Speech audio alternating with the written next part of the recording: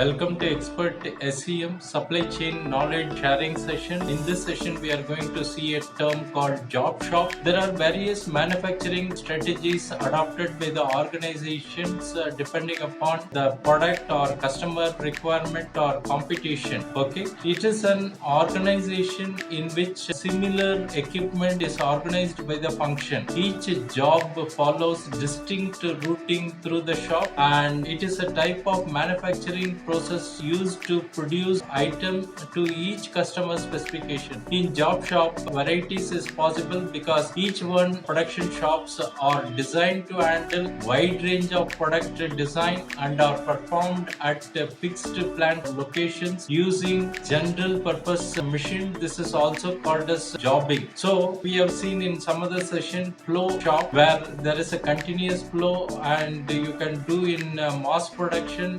Variety can be less. The opposite is a job shop. Here you can do lot of varieties, and possibly here you cannot do mass production, but you can expect variety to be given importance because there are shops or work centers which are specializing in some of the key areas. For example, we may have separate milling centers, separate assembly, separate grinding centers. So each shop is the specialist in a particular work, and they can do those selected work in a better way, whereas in the flow control you don't have such a different shop. It's just flowing, so it's just opposite to flow manufacturing. Thanks for watching. Bye.